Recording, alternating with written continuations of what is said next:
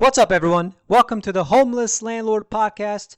I am your host, Manuk, and this podcast is about me, a traveling landlord trying to get to every country in the world. This is episode number 7, and I'm coming to you from Côte d'Ivoire, otherwise known as the Ivory Coast. And today I want to talk about just overall how this trip has been going. As you can see, I'm keeping a close eye on my brand new microphone stand. I spent so much money on it, I can't even begin to tell you how much I spent. It's the equivalent of $0.00 US.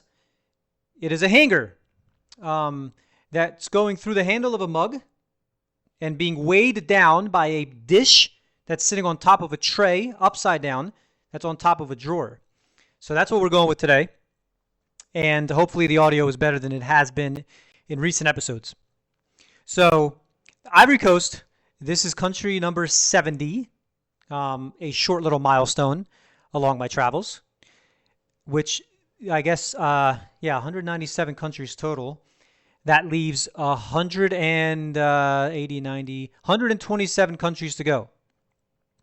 And I kind of want to talk about just overall how this particular stretch of the trip has been going so far. I have now acclimated and adjusted to the life here in West Africa. It's been nothing short of chaotic, insane, especially if you're an American, because there's just very few Americans overlanding in West Africa. And this overlanding started all the way back in Senegal, and from there we went to the Gambia, Bissau, Guinea, Sierra Leone, Liberia, and now Côte d'Ivoire. But my last trip, I actually flew into Côte d'Ivoire from Monrovia, Liberia, because of a couple of reasons. One, because it's a very long trip from Monrovia to Abidjan, the capital here in Côte d'Ivoire. But I don't, whatever. I don't care about that too much. I'd be willing to take the long trip. I would probably have cut it up in 2 different legs this time instead of doing it all in one day. I don't know if it's even possible in one day. My longest trip so far was 18 hours from Bissau to Conakry, and that was absolutely nuts. If you heard, I think it was in my last episode, that involved 6 hours on a dirt bike, 6 hours in a share taxi, 6 hours on a bus, and it was just insanity. So, yeah, I mean, it's crazy, but I actually kind of like certain parts of it. But yeah, the other reason why I took a plane is because I was in Liberia, or was I in Sierra Leone? Where was I when I was planning? I was in Sierra Leone when I started planning Côte d'Ivoire, but when I got to Liberia and I needed to finalize the visa. Oh, so that's what happened. So I was in Sierra Leone and I did the visa online. But the visa online is only for airplanes. They don't have a land border crossing. So you have to go to the actual embassy to get a land border crossing for Côte d'Ivoire. And in Sierra Leone, they don't have an embassy. And the embassy in Liberia doesn't do visas. So the only way I could have gotten a border crossing was to go backwards into Conakry. That was not happening. So it also has some flight miles left over. So I figured with just the whole like being tired from overlanding, the visa complications, and the fact that it was a very long trip, I decided, you know what, let me just go ahead and book a flight. One way, it was like 400 some bucks. So, not terrible, but also not, again, these are not, I mean, you just compare these to European flights that are like 30 to 50 bucks a pop from one city to another. For 400 bucks, that was mostly with miles. That was all with miles. So we got from Monrovia, Liberia to Abidjan, Côte d'Ivoire. And then from here, I've been here 3 nights. This is my last day. And from here, we did a 1-day trip to Yamoussoukro, which is home to the world's largest church in the world. Probably one of, if not the most bizarre located places I've ever been to in my life. Because the last place you'd expect to have the world's largest church in the world is in I don't think Ivory Coast is dominant, most is predominantly Muslim, but not by much. It's like 44. I think the numbers are 44% to 40% Catholic, I believe. But still, not in Africa. You would expect it to be Italy or maybe somewhere else in Europe or perhaps even in the U.S. But no, it's right here in Ivory Coast. From the exterior, it's larger than even St. Peter's Basilica in the Vatican, and the Vatican actually owns this building, I believe. Um, and it's here because in the 1960s there was a lot of turmoil with all of the French colonized African nations, but Ivory Coast remained at peace. So the president wanted to sort of have sort of like a gift back to God and create something amazing and beautiful. So they recruited all these architects. It's just insane. The building is absolutely it's unreal. Not just the design and the architecture, but also the engineering and some of the subtle features of the church and its complex that'll just blow your mind. I'm not going to give away too much. You need to go to Ivory Coast and check it out. The tour guides are awesome. They have them in French and in English, maybe in Spanish. I don't know. They probably have them in, yeah. So probably in, yeah. I can't think of a funky language right now. I was trying to think of that language. There's a language that's supposed to have been a universal language, which is English, but there was a language that was created. There's like 1 million speakers of it. It's a niche. It's like a novelty language, and yeah, there's like 1 million people who speak it in the world. I don't know. I think it starts with the letter E. You can Google it. So yeah, so we're in Ivory Coast now, and I'm planning my trip to Ghana. I'm spending 6 nights there. I will be in Ghana during Christmas. It's my first time. Stop shaking the microphone. Don't do that. Just chill out. Actually, I'm at fault. My lip hit the microphone. I do not want to make out with you. Microphone? Okay, maybe later, but just don't tell anyone. So I'm heading to Ghana next, and 6 nights in Ghana, including Christmas. First time ever away from home during Christmas. Hi, Mom. Love you. And family. And yeah, it's a little sad, but we're on a mission, so we're going to keep going. And also in Ghana, like other African countries, such as Nigeria, Kenya, a few others, they have what's known as the Dedi Festival, which goes for, I believe, 15 days at the end of December, which is a series of Christmas festivities and concerts and events. So I'm going to research some things there. I know prices right now are super high in Ghana for tourism because of the season, the festivities. So yeah, that's where I kind of have to be careful as a budget traveler. I have to be very diligent. I have to do my homework. I don't think I'm going to be doing much tour guides, maybe 1 or 2, but it's also Ghana is you have a lot of areas to explore in Ghana if you're a fan of the outdoors that are far away from the city of Accra. So, excuse me. So yeah, I still have a lot of research to do. My plan is to take buses. I think you could take buses from most of the large cities. And then when you get to the large city, you can either walk to whatever the nature is that you're heading to, or you can take a taxi if it's too far. So most likely I'm going to be doing independent travel for the most part in Ghana, so I can stretch those bills. It's very interesting because lodging is still very cheap, is very inexpensive, and tourism is expensive. So things like car rentals and tours are very expensive. Again, it could be the time of year right now because most tourists who are there are not really going for these things. Most of them are going for the Dedi Festival. So it could be a combination of things as to why the prices are high. So you kind of have to be, you just kind of have to have your, you just have to be fiscally aware, and you have to be smart about how you move your money. So that's part of what I'm researching today. And I do want to explore as much of Ghana as possible. It is my most anticipated country in all of West Africa. It is also, I believe, the most developed country in all of West Africa. But it's still West Africa, so all of the other hecticness and chaos and lifestyle of West Africa that I've experienced so far, I'm expecting to experience there. But I do know that also Ghanaians are very hospitable and very warm and friendly, English speaking, so that's going to be great. And then after that, we're moving on to Togo, Benin, and Nigeria. And Togo and Benin are very small countries.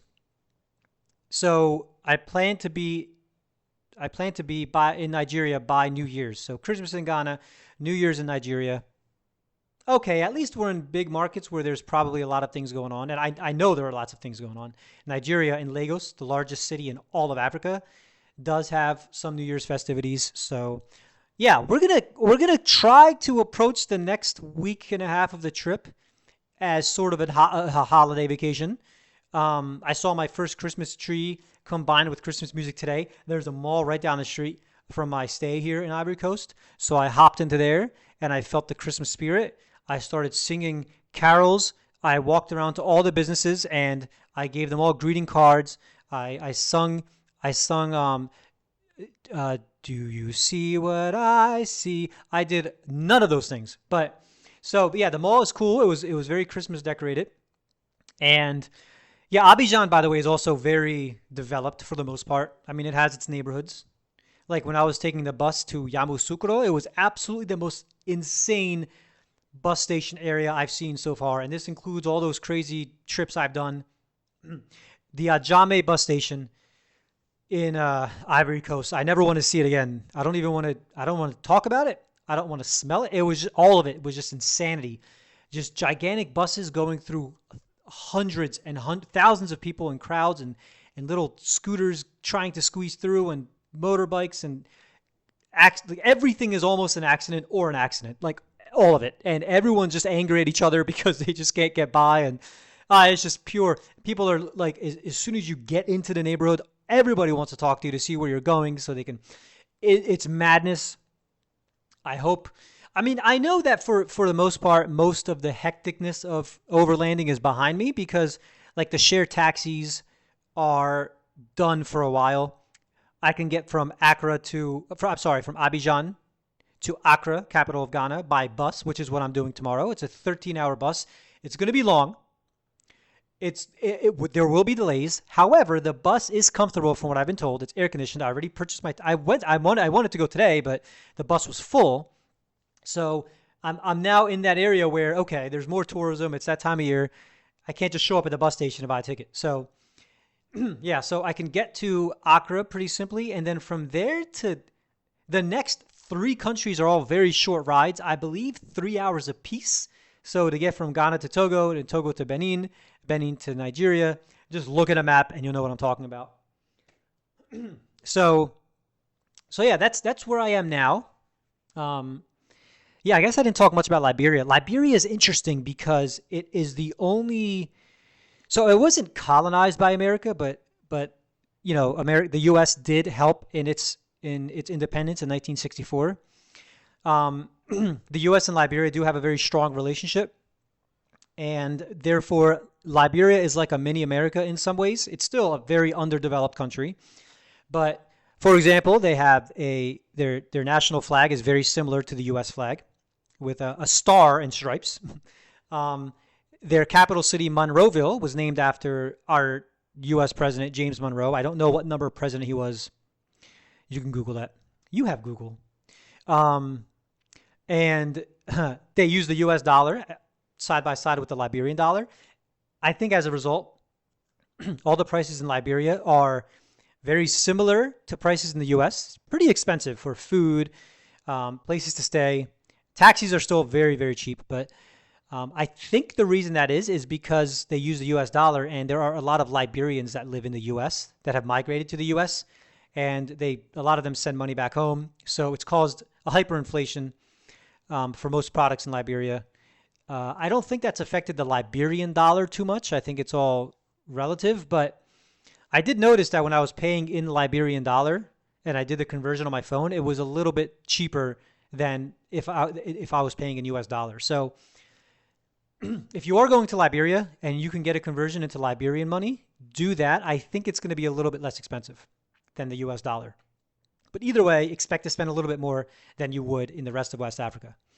And another way they're similar to the U.S. is that they use the imperial system. Now, I don't know how much. I think that might have changed in recent years, but the imperial system is the opposite of the metric system. And the U.S. and Liberia are two of only three countries in the world that use it. The other one being Myanmar, which is an Asian country, and I don't know why they use it yet at this point in my life. Google it. I should have. Maybe I'll. I'm not going to Google it, but excuse me. I forgot my water. I'm gonna go grab it. No, I'm not. So Liberia uses, I think so. I think in the recent years that has actually changed. I think Liberia is starting to migrate to the metric system. So the key differences in the metric and the imperial system is um, so speed, like kilometers versus miles, weight, gallons versus liters. Gas weight. Well, gas size is gallons versus liquid weight. Yeah. Let's start that one over. So liquid weight, gallons versus liters, and weight in terms of kilos versus pounds. I don't think temperature is. I don't think they use Fahrenheit, but again, they've always used the imperial system because the U.S. has. But again, I think they're migrating now. So, um, yeah, other similarities like there are some American brands. The buildings they kind of look Americanized, like the signs that they use, and yeah, it's it's interesting. There isn't a ton to do in Monrovia. I did go out for a night. The nightlife there is amazing.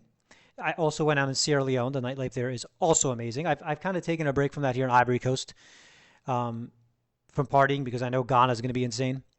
So I'm trying to let my body rest a little bit. Go to the gym, do some laundry. Yeah, going to the gym is the perfect way to let your body rest. By the way, this just in. Um, Breaking news. No, that's enough. So sorry about that. I should have. Yeah. So I had nothing to add there. Yeah. So that's where we are right now. We are at 70, approaching 71, and I'm now 7 weeks into this stretch of my trip since I started to become a full-time traveler. Starting from Morocco, I'm 14 countries in. By the time I reach Nigeria, wait, I'm sorry, I don't think I'm 14 in yet. No, no, I'm 11 or 12. By the time I did the math ahead of time. By the time I reach Nigeria, I will have been to 15 countries on this trip in 8 weeks. That puts me at an average of 3.5 countries. I'm sorry, 3.5 days per country, which is the exact amount I had in mind. Well, yeah, right around the exact amount I had in mind. Anywhere from 2 to 5 days per country based on its size, based on how much I can do, I want to do. In countries like Liberia, Bissau, spending less time, and in countries like Morocco, Sierra Leone, Ghana, spending more time.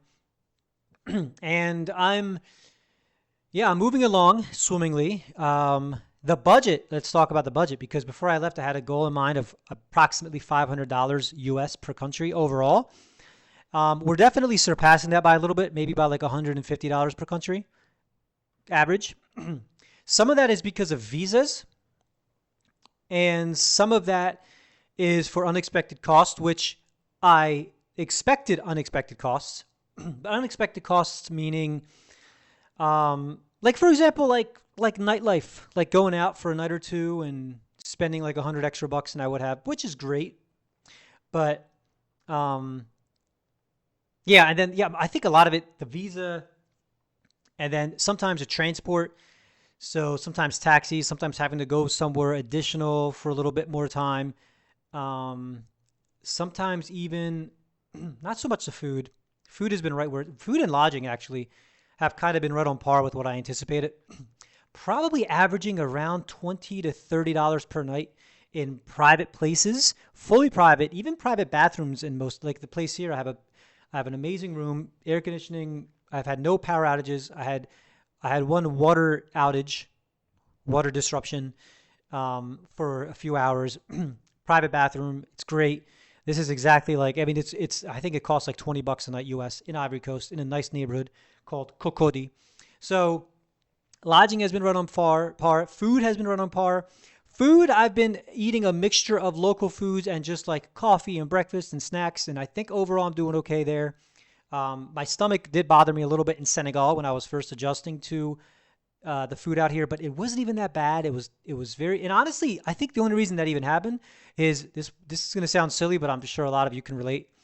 I think the reason that happened is because I was doing some ab work. I was doing an ab workout that day, and I was doing the Russian twist, right?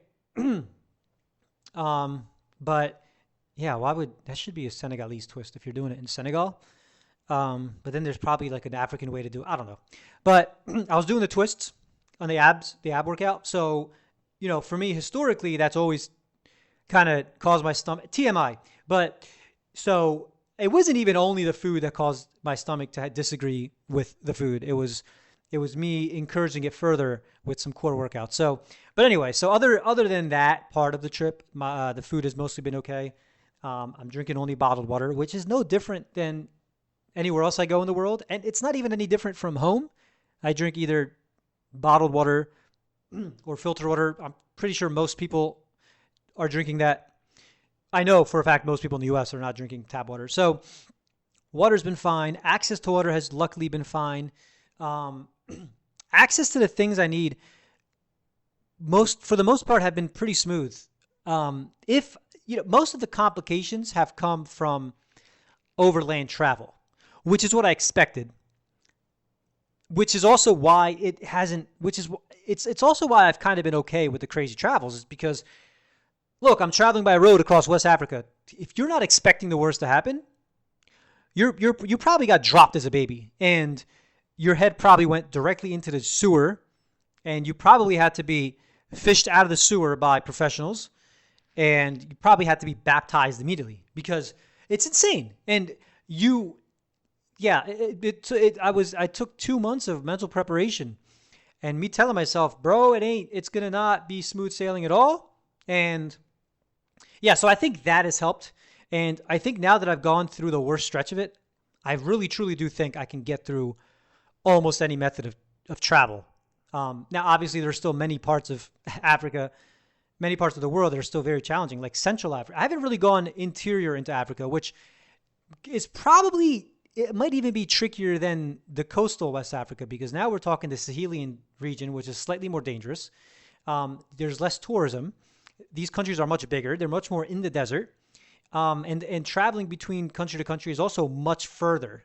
So I'm going to save that part of Africa for another time because I'm just going down the coast. Originally, my plan was to kind of try to get into like Mali, Burkina Faso. I'm kind of holding off on that part right now because in the future, I can always group that in with the rest of North Africa, like Libya, Egypt. So for right now, we're just going along the coast.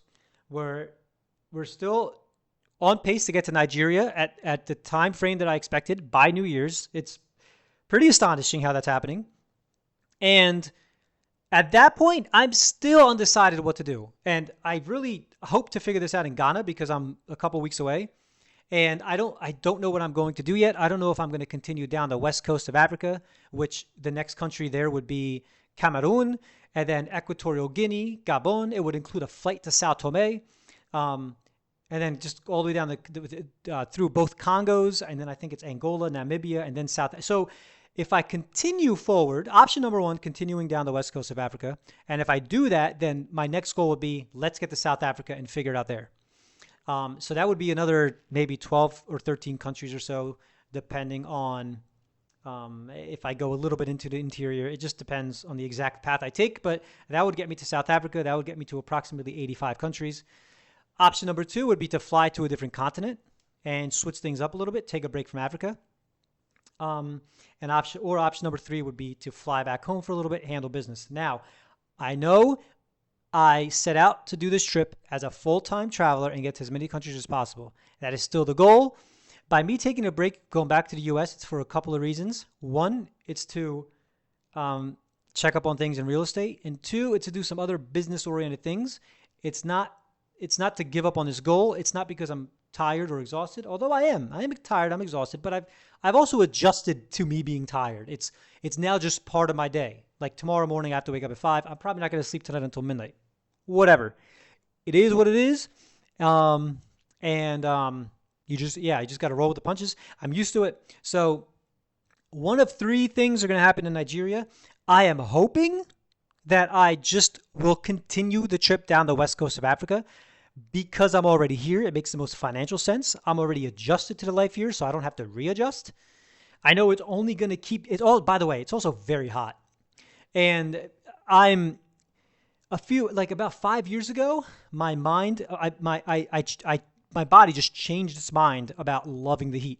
I stopped loving the heat. I started liking the cold. Now I hate the heat. So I'm in heat every day. It's really hot out. It's like 96 to 98 degrees every day, burning hot, dry heat for the most part. I saw like half a day of not even half a day. I saw like 3 hours of precipitation here in Ivory Coast a few days ago. But otherwise, it's very hot. And as you get closer to the equator, it's going to get hotter, right? Equatorial Guinea. So the heat adjustment's another big one. But that one, I guess I've adjusted, sort of. Not really, because it still sucks, but I can't really complain about that. It's Africa. Like, what am I expecting? There are no glaciers in Africa, no polar bears. No penguins. But maybe in the zoos. Probably not. How would that, I'm curious now. Do they have any penguins? Somebody Google that and message me. Do they have penguins in Africa? Zoos. Anyway. So, and then also I would love to see a safari, which most of the safaris are in the South and I think East Africa. So, yeah, there are a number of reasons why I would love to continue this trip down the coast past Nigeria. So, we will see. I will keep you guys updated. Please continue to follow along.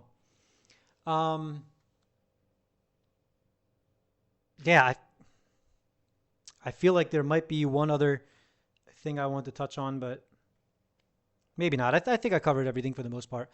So excited about my trip to Ghana. If you are listening to this now, I'm pretty sure I'm uploading this immediately, which today is December 19th, 2024.